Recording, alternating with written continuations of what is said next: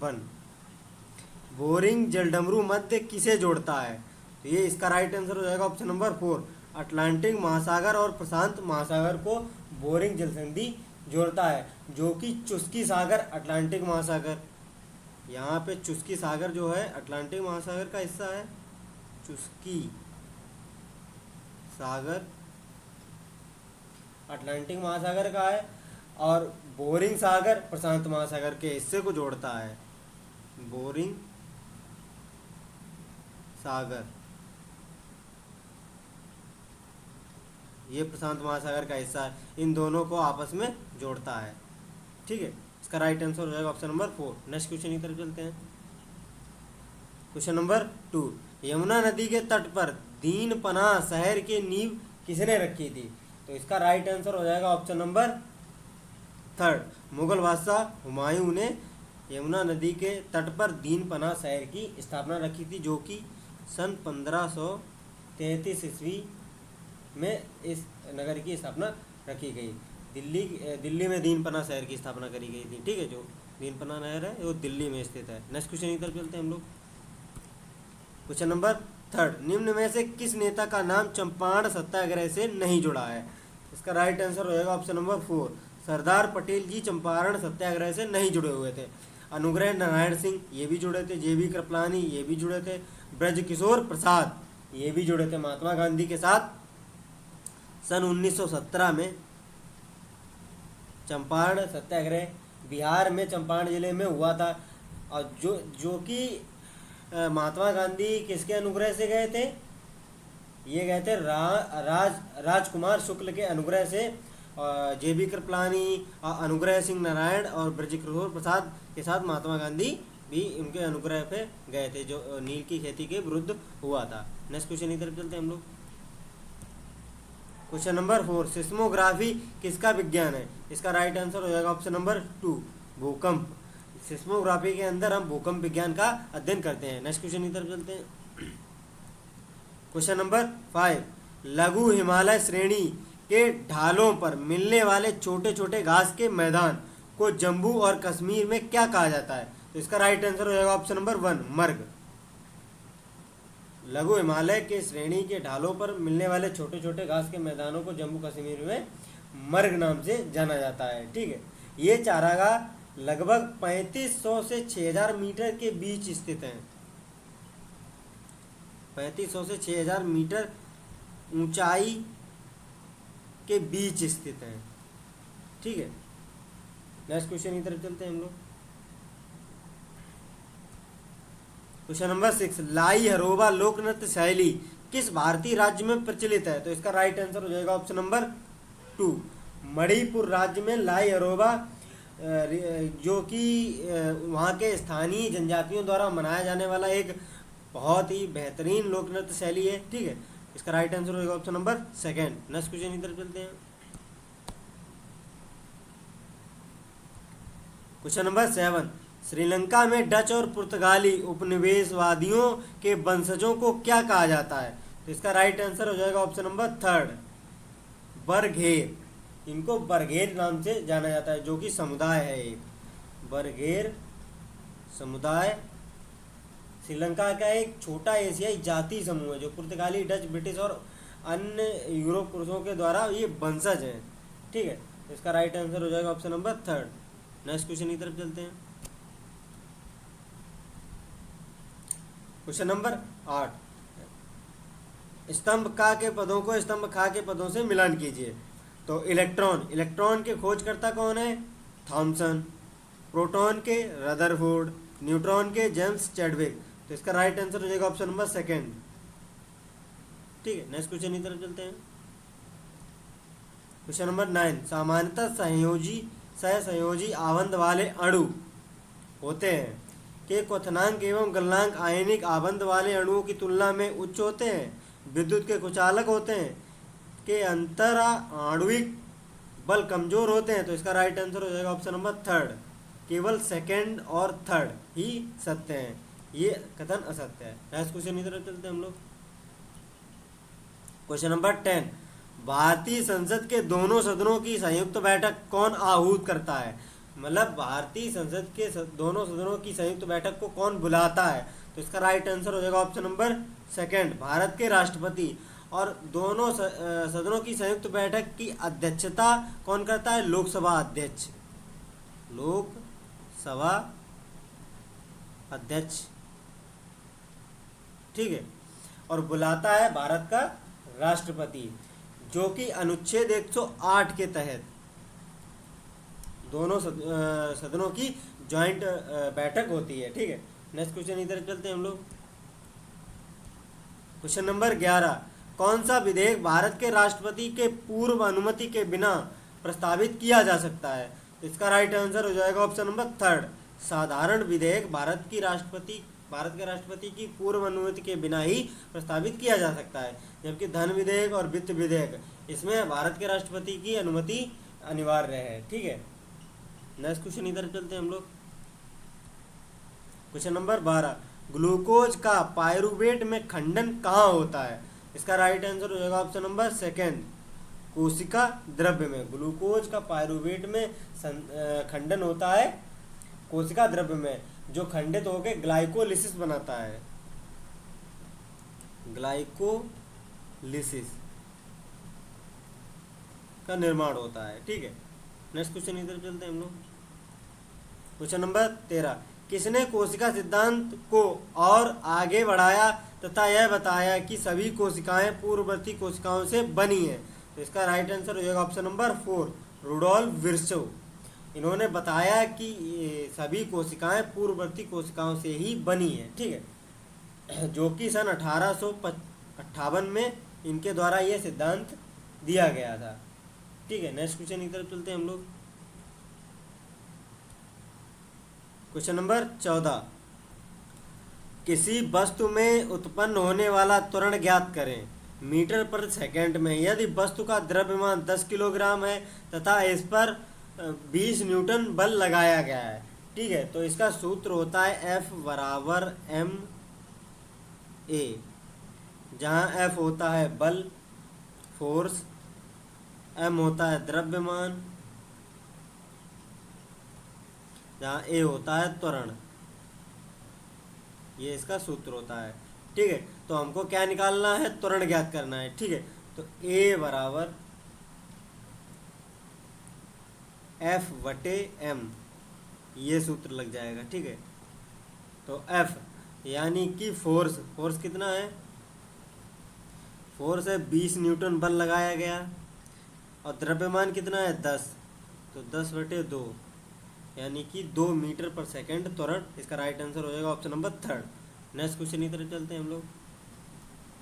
Question number 15, किसी वस्तु का द्रव्यमान और त्वरण, उत्पन्न त्वरण का गुणनफल उस पर लगने वाले बल के बराबर होता है। तो इसका राइट ऑप्शन नंबर 1, लगने वाले बल के बराबर होता है, ठीक है। नेक्स्ट क्वेश्चन की तरफ चलते हैं हम लोग।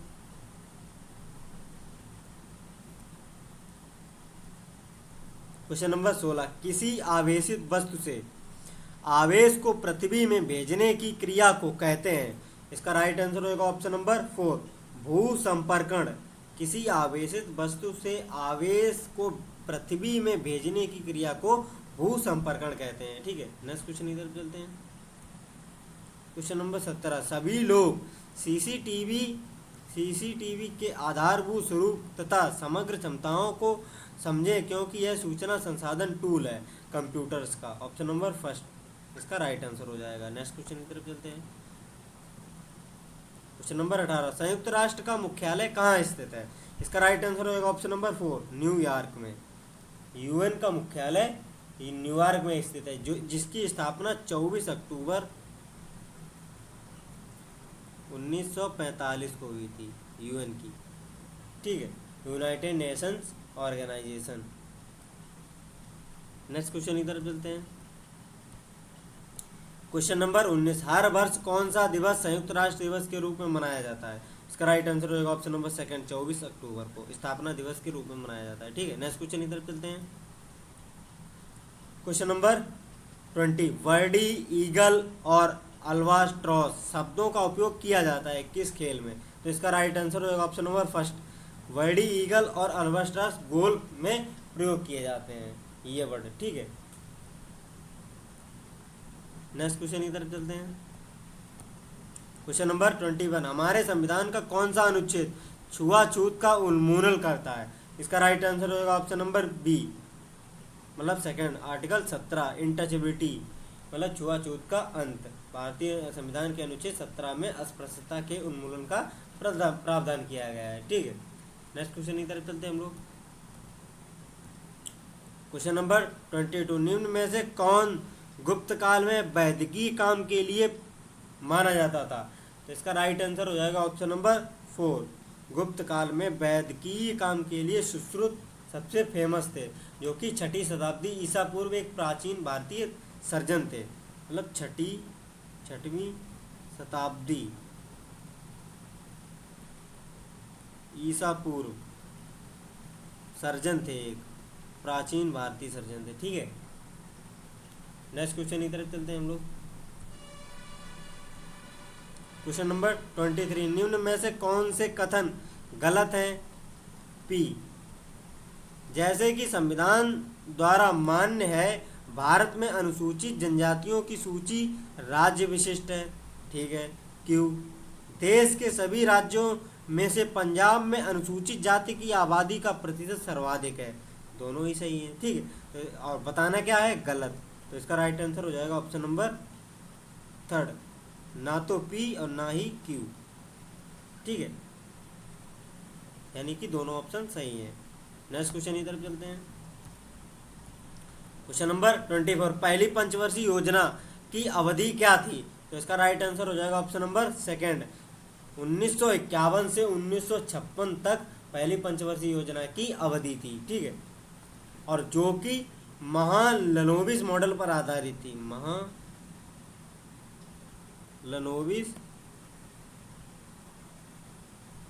मॉडल पर आधारित थी।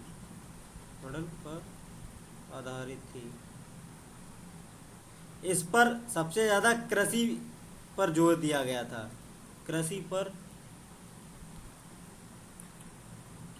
जोर दिया गया था, ठीक है। नेक्स्ट क्वेश्चन की तरफ चलते हैं हम लोग।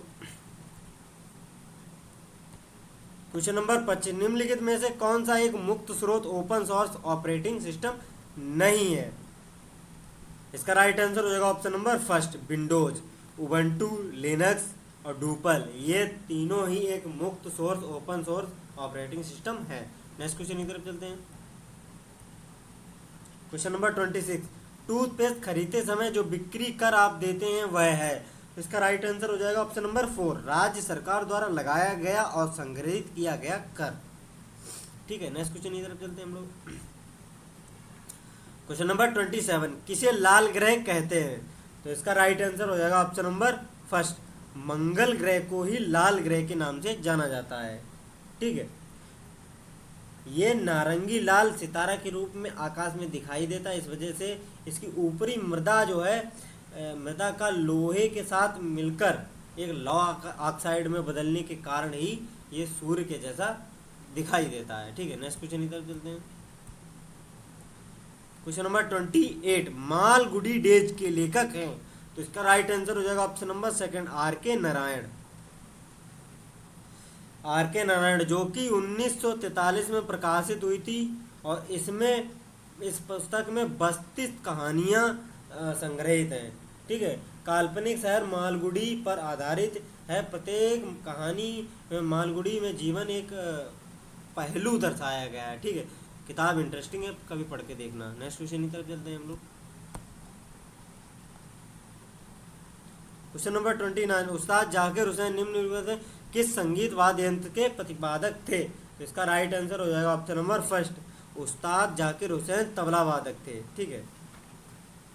एक प्रसिद्ध वादक, हिंदुस्तानी शास्त्रीय संगीतकार और फिल्म निर्माता भी थे, ठीक है।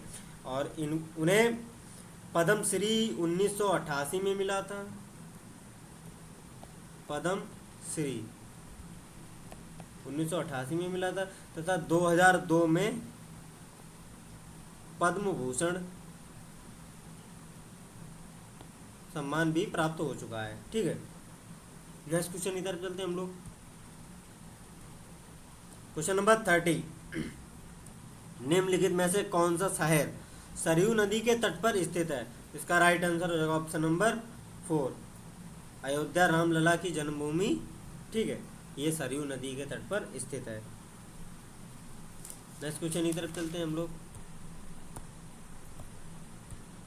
क्वेश्चन नंबर 32, उत्तर प्रदेश का एकमात्र मुक्त विश्वविद्यालय किस नाम से जाना जाता है? इसका राइट आंसर हो जाएगा ऑप्शन नंबर 3, राजर्षि पुरुषोत्तम दास टंडन मुक्त विश्वविद्यालय। ठीक है, जो कि इलाहाबाद विश्वविद्यालय मतलब इलाहाबाद में स्थित है। 1998 में इसकी स्थापना की गई थी।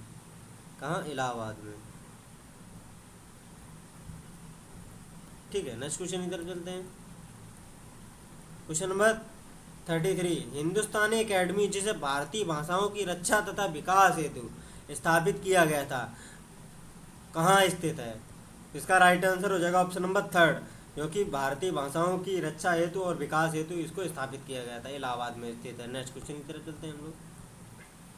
क्वेश्चन नंबर 34, मोतीलाल नेहरू बाल संग्रहालय स्थित है, तो इसका राइट आंसर हो जाएगा ऑप्शन नंबर 3, लखनऊ में मोतीलाल नेहरू बाल संग्रहालय स्थित है, जो कि 1957 में स्थापित किया गया था। ठीक है, नेक्स्ट क्वेश्चन की तरफ चलते हैं हम लोग। क्वेश्चन नंबर 35, भारत कला भवन संग्रहालय अवस्थित है, तो इसका राइट आंसर हो जाएगा ऑप्शन नंबर 4, वाराणसी। भारत कला भवन संग्रहालय वाराणसी में स्थित है, जो कि 1920 में विकास हुआ था इसका। ठीक है, नेक्स्ट क्वेश्चन की तरफ चलते हैं। क्वेश्चन नंबर 36, उत्तर प्रदेश जमींदारी उन्मूलन और भूमि सुधार अधिनियम 1950 अंतर्निहित है, इसका राइट आंसर हो जाएगा ऑप्शन नंबर 3, नवीं अनुसूची में। ये 1951 से 50 में जोड़ी गई थी, क्योंकि राजीव गांधी की सरकार में नहीं। नेक्स्ट क्वेश्चन की तरफ चलते हैं। क्वेश्चन नंबर 37, स्वधर योजना है, तो इसका राइट आंसर हो जाएगा ऑप्शन नंबर 3, कठिन परिस्थितियों में महिलाओं के लिए वर्ष 2001 से 2 के बीच केंद्र सरकार द्वारा चलाई गई थी। ठीक है, कठिन परिस्थितियों में महिलाओं के लिए। तो आज 37 क्वेश्चन थे, हमने बेहतरीन प्रैक्टिस डिस्कस किया है। जिन्होंने प्रीवियस लेक्चर हमारे नहीं देखे, प्लेलिस्ट फॉलो कर सकते हैं। तो मिलते हैं नेक्स्ट वीडियो में, तब तक जय हिंद जय भारत।